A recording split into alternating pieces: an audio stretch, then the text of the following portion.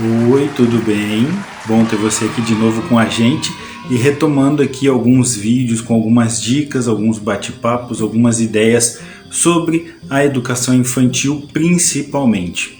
E o assunto de hoje eu quero falar sobre a mordida das crianças. A mordida acontece, ela é um fato e ela está presente na primeira infância. Não tem como a gente fugir disso. Basta a gente lembrar que a criança, quando nasce, ela não tem comunicação verbal e a comunicação dela na primeira infância acontece pela oralidade. É o que a gente chama no desenvolvimento infantil de fase oral. Basta a gente lembrar que quando o bebê nasce, a primeira coisa que ele precisa fazer é chorar. E depois, para poder sair da maternidade, ele precisa sugar o leite da mãe ou sugar o leite da mamadeira. A gente também tem que levar em conta que o bebê descobre o mundo e aquilo que está à sua volta através da sua boquinha.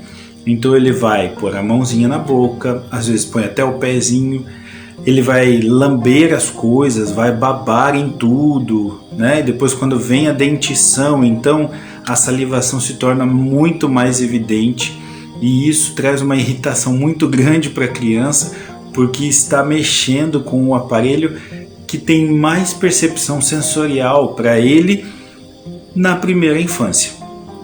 Aí como que a gente então tem que lidar com a mordida? A gente tem que entender o seguinte, que na escola, geralmente quando acontecem as mordidas, as crianças estão naquela fase entre 2 e 3 anos. As mordidas, elas são normais acontecerem na primeira infância até por volta dos 2 anos, 2 anos e meio.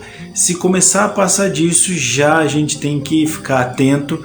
Pode representar aí um atraso no surgimento da fala, alguma dificuldade de desenvolvimento ou até mesmo algo de fundo emocional.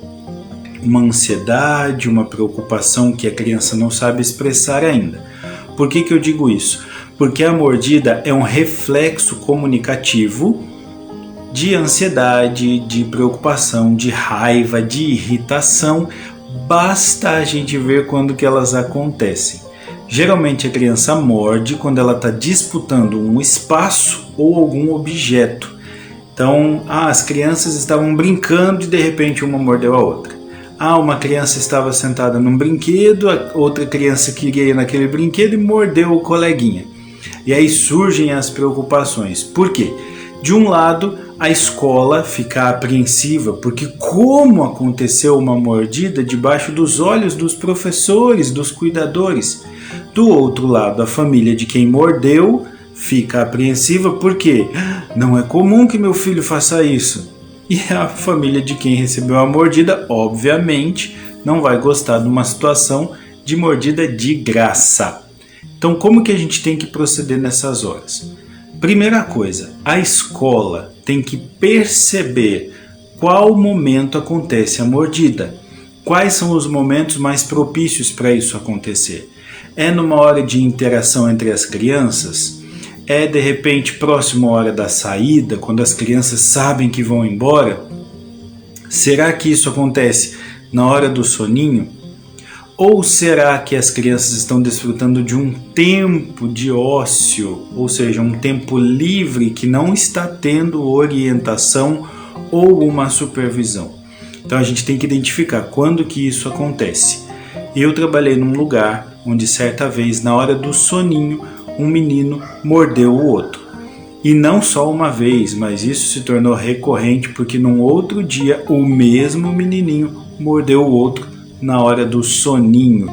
Eles estavam dormindo próximos e um, que não dormiu tão cedo, mordeu o coleguinha que começou a chorar. Então, quando nós identificamos o momento da mordida, nós tivemos que usar uma estratégia para que isso cessasse totalmente.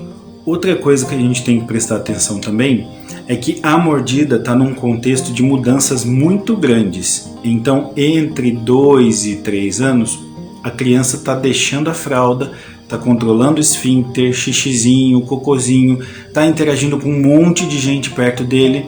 Então, pode ser que em casa não tenha tido o reflexo da mordida, mas no ambiente social está desenvolvendo uma nova forma de linguagem, é comunicação, está demonstrando uma necessidade.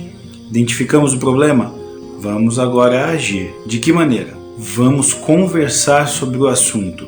Uma roda de conversa, uma ilustração ou até mesmo mostrar a marquinha que a mordida deixou no braço do coleguinha, da coleguinha e falar que isso não é legal, que isso não é bom.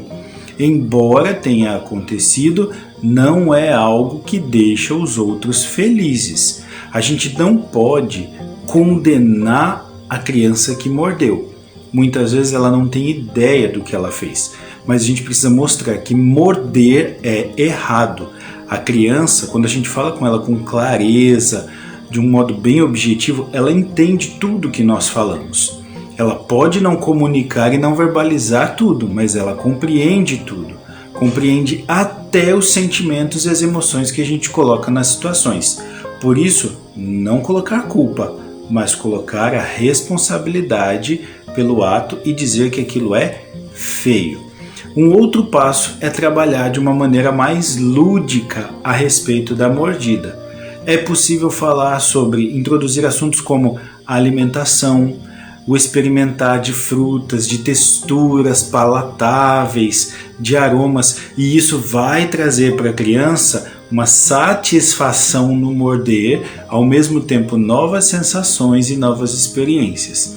Também é possível trabalhar questões como a oralização, a verbalização, os sinais de convivência dentro da sala de aula, saber apontar para aquilo que não se sabe falar ainda, ou tentar demonstrar isso, tá? Então nós podemos trabalhar com historinhas, podemos trabalhar com músicas, trabalhar com gestual, trabalhar com interações, mas trazer isso para a sala de aula como parte da sua atividade, do seu projeto pedagógico, nessa circunstância em que as mordidas estão acontecendo.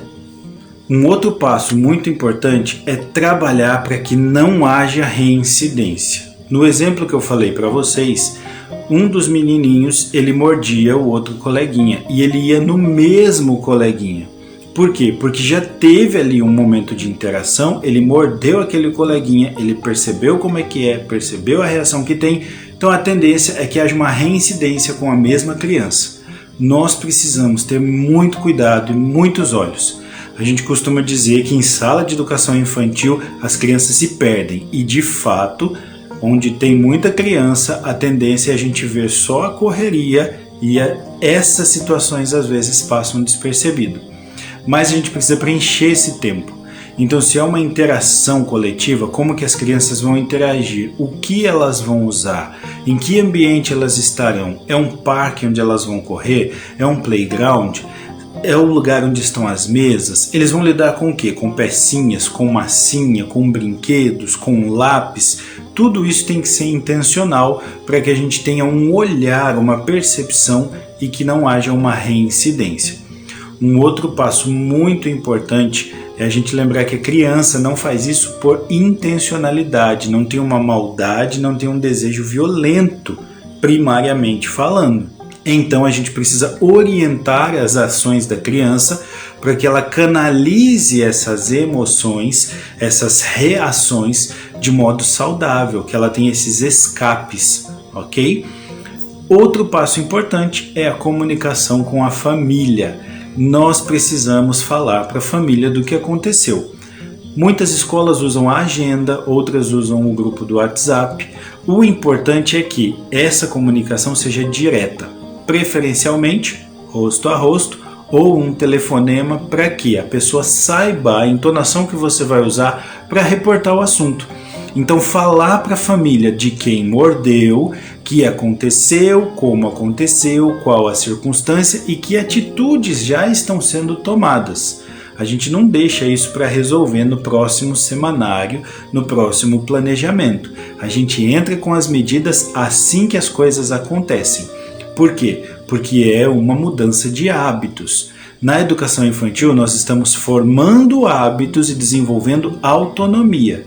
Se nós deixarmos algo desse tipo passar, nós vamos acabar afirmando um hábito no ambiente escolar e a criança depois terá mais dificuldade para abandonar esse hábito, tá? Então a gente já comunica aos pais de quem mordeu e fala as atitudes que nós estamos tomando, até como um exemplo para que os pais tomem essas atitudes em casa, tragam isso para uma conversa, tragam isso para um momento ali em que a criança esteja recebendo da sua fonte primária, que é a casa, que é onde estão os seus pais. Depois a gente vai falar com a família de quem foi mordido, e é tão importante quanto que esse contato seja também pessoal, ou por um telefonema, ou realmente face a face, explicando o que aconteceu, mostrando que quem mordeu não é o vilão da história, mas é uma situação de desenvolvimento. E falando também das atitudes que já estão sendo tomadas. E pedir a esses pais, tanto de quem mordeu quanto de quem foi mordido, que levem isso para os seus momentos de diálogo. Tá certo? E em casa, o que a gente recomenda? Que os pais conversem sobre isso, que sejam claros, que mostrem que isso entristece, que isso traz prejuízo, traz dor, o amiguinho chora, o amiguinho fica triste. É importante a gente falar sobre isso.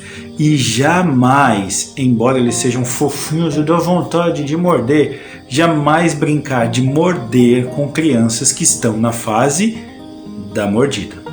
A gente pode brincar de tudo, fazer cosquinha, apertar, abraçar, pegar no colo, mas morder, quando tem episódios de mordida, não, porque a gente está ensinando hábitos que não sejam nocivos, hábitos que não sejam prejudiciais para essa criança no convívio e na interação social que a gente propicia lá na creche, lá na escolinha da educação infantil.